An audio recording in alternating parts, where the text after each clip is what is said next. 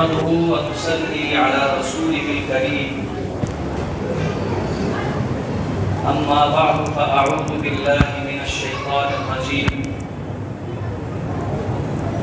رب إني لما أنزلت إلي من خير فقير ہر قسم کی حمد و ثنا اللہ رب العالمین کے لیے اور درود و سلام ہو امام الاولین والآخرین خاتم النبیین جناب محمد الرسول اللہ صلی اللہ علیہ وسلم کی ذات اقدس پر۔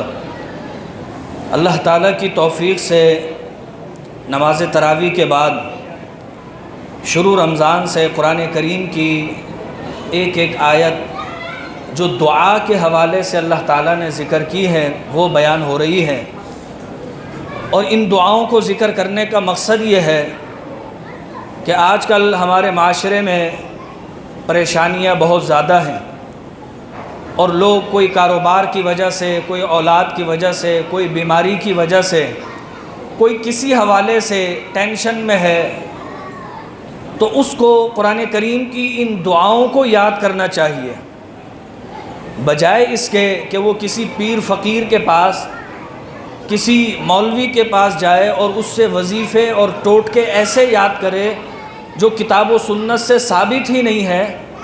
ان کے بجائے قرآن کریم کی یہ مقبول دعائیں جو یا تو انبیاء علیہم السلام نے کی، یا پھر اللہ تعالیٰ نے اپنے بندوں کو وہ دعائیں ذکر کی کہ اس سچویشن میں یہ دعا پڑھ لیا کرو۔ سورہ قصص میں اللہ تعالیٰ نے موسیٰ علیہ السلام کی ایک بہت عظیم دعا ذکر کی ہے، اور گزشتہ میں بتا چکا ہوں کہ قرآن کریم میں اکثر و بیشتر دعائیں وہ موسیٰ علیہ السلام نے کی ہے جو اللہ نے قرآن کریم میں ذکر فرما دی ہے۔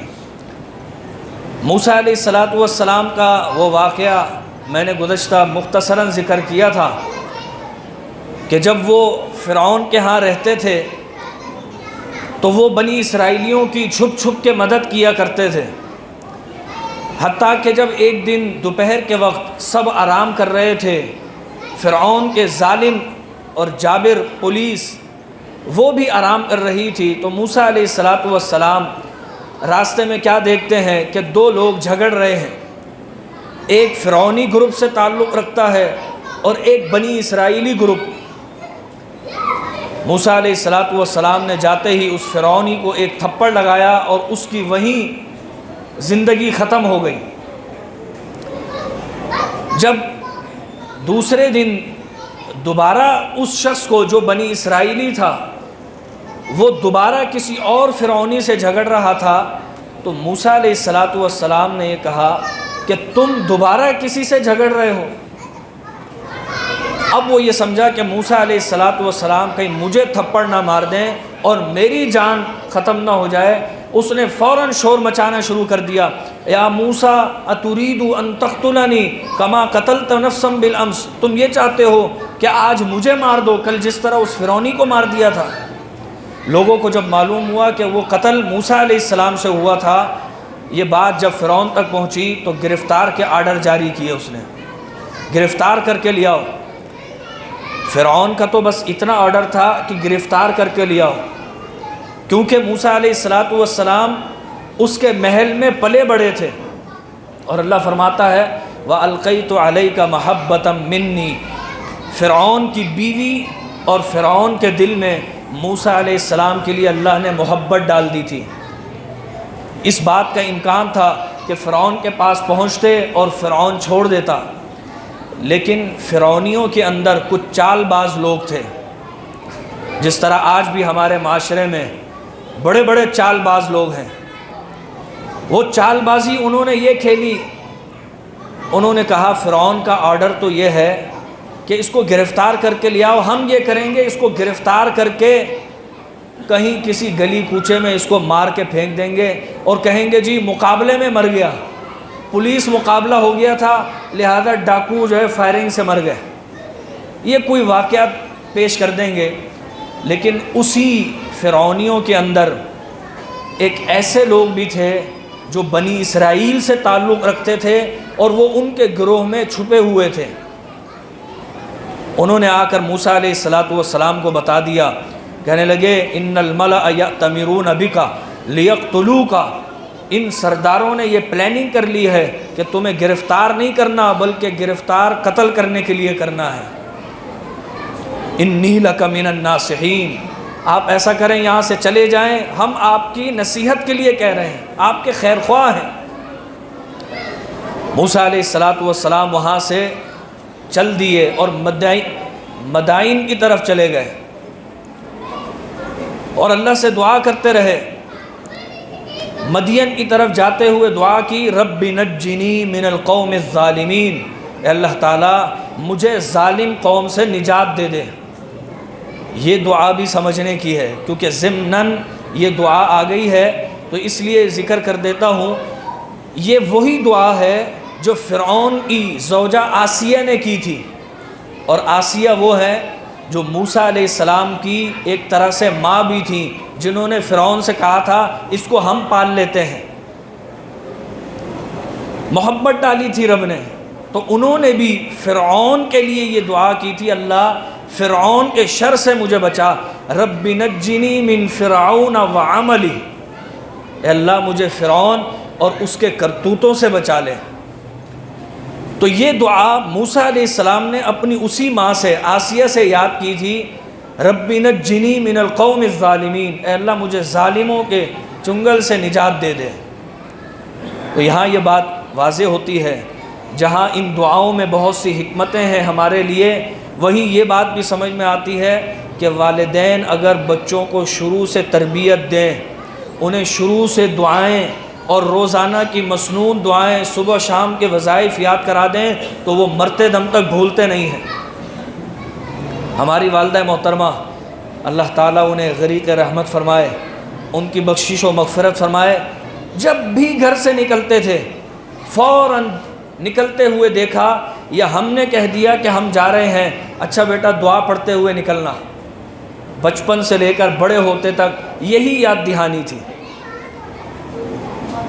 تو والدین اس بات کی طرف توجہ دیں، اپنے بچوں کی دینی تربیت کریں تاکہ انہیں مسجد کا ادب و احترام بھی معلوم ہو، انہیں بڑے چھوٹے کا ادب بھی معلوم ہو، انہیں دین کی تعلیمات کیا ہے وہ بھی معلوم ہو۔ رب نجنی من القوم الظالمین، جب یہ دعا کی تو اللہ تعالیٰ نے انہیں نجات دی۔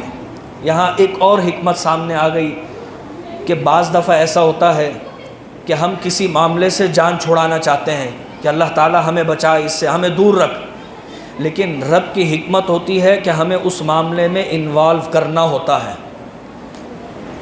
مدین کی طرف جاتے ہوئے کیا دعا کر رہے ہیں، اللہ اس قوم سے بچا لے مجھے، جان چھوڑا اس سے، لیکن کیا معلوم تھا کہ کچھ ہی عرصے بعد جب نبوت ملے گی تو اسی قوم سے دوبارہ واسطہ پڑے گا۔ تو یہ رب کی حکمت ہے کہ انسان جس چیز سے بھاگ رہا ہوتا ہے بعض دفعہ وہی چیز اس کے سامنے آتی ہے، کیونکہ رب کی حکمت کے تقاضے ہیں وہ۔ تو یہ دعا کرنے کے بعد جب وہ چلے گئے اور مدین کی طرف گئے، وہاں پر انہوں نے کنویں پر یا ایک چشمے پر دیکھا تو دو نوجوان لڑکیاں اپنے مویشیوں کے ساتھ کھڑی ہوئی ہیں اور اپنے مویشیوں کو کھینچ رہی ہیں۔ وجد علیہ امۃ من الناس یسقون، اور اللہ فرماتا ہے ووجد من دونہم امرأتین تذودان۔ تذودان کا معنی ہوتا ہے کھینچنا، کہ جانور ادھر بھاگ رہے ہوں لیکن ان کو کنٹرول کرنے کے لیے کھینچتے رہنا۔ موسیٰ علیہ السلام نے دیکھا کہ یہ دو لڑکیاں یہ جانوروں کو پانی نہیں پلا رہی، باقی سب آرام سے پلا رہے ہیں۔ وہ معاشرہ بہت خراب تھا، ان لڑکیوں کو اپنے والد کی بیماری کی وجہ سے وہاں جانا پڑا۔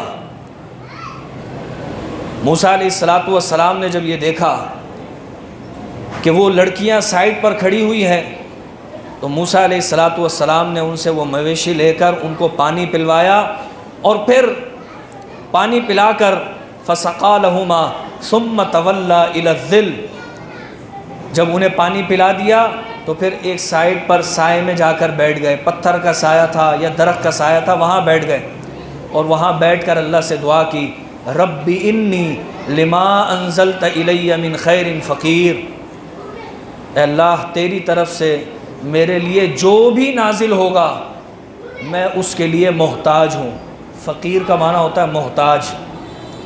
جو نازل کرے گا میں محتاج ہوں، صبر شکر کر کے خوشی کے ساتھ اس کو ایکسیپٹ کروں گا.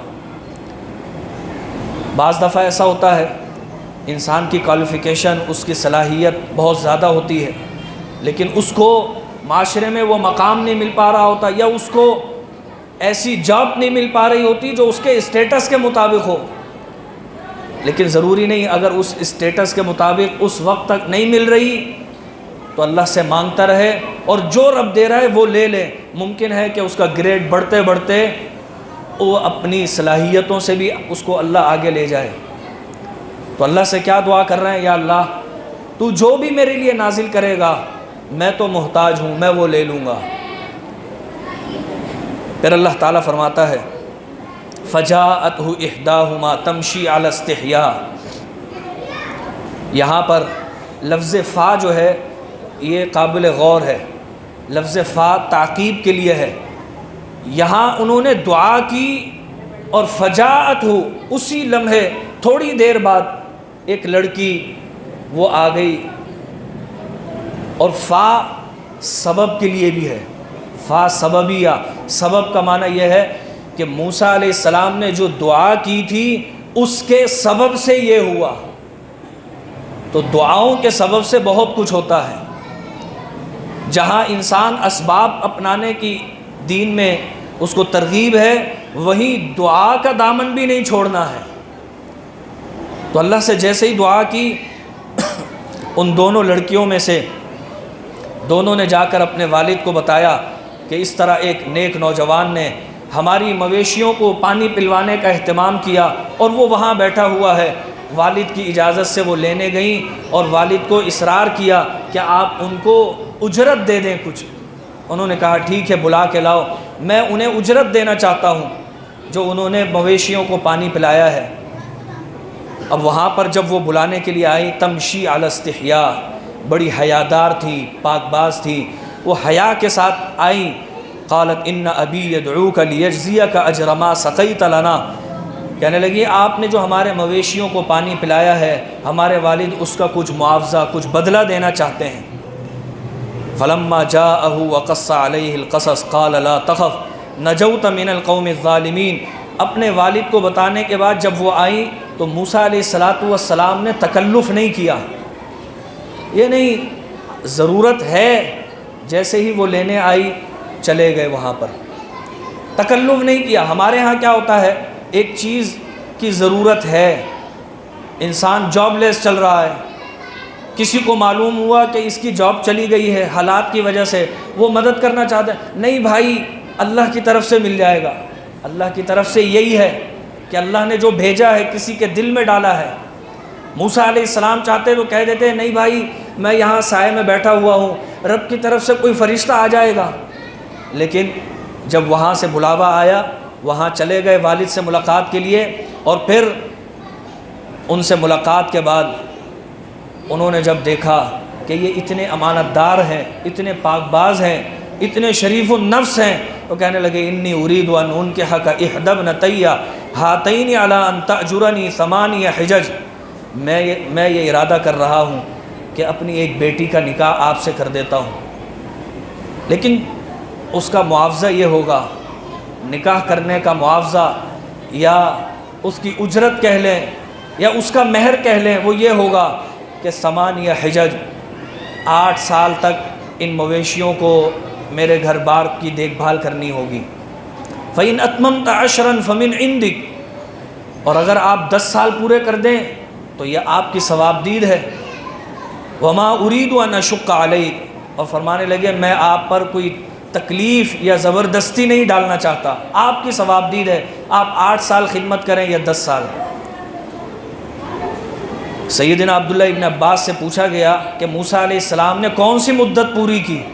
وہ کہنے لگے موسیٰ علیہ السلام جلیل القدر پیغمبر تھے، وہ اللہ کی توفیق سے بہتر ہی کرتے تھے، اس لیے انہوں نے 10 سال پورے کیے.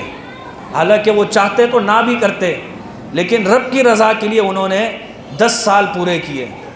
جہاں اس دعا کی اور حکمتیں تھیں، وہاں اس دعا کے اندر اس بات کی حکمتیں بھی پوشیدہ ہیں کہ اگر کسی کے پاس روزی روزگار نہ ہو جس طرح موسیٰ علیہ السلام بے یار و مددگار تھے، کچھ بھی نہیں، کھانے پینے کو کیا کریں، کہاں سے ذریعہ بنائیں، انہوں نے یہ دعا پڑھی۔ اور کسی کے لیے اگر شادی کے ذرائع و اسباب نہیں بن رہے، لڑکی کے یا لڑکے کے، وہ بھی اس دعا کو پڑھیں، اس لیے کہ اللہ تعالیٰ نے اس دعا کی برکت سے موسیٰ علیہ السلام کے روزی روزگار کا بھی اہتمام فرمایا اور ان کے لیے گھر بسانے کا بھی اہتمام فرمایا۔ تو اس دعا کو یاد رکھیں، رب انی لما انزلت الی من خیر فقیر۔ اللہ تعالیٰ ہمیں قرآن کریم کی ان دعاؤں کو یاد رکھنے کی توفیق دے۔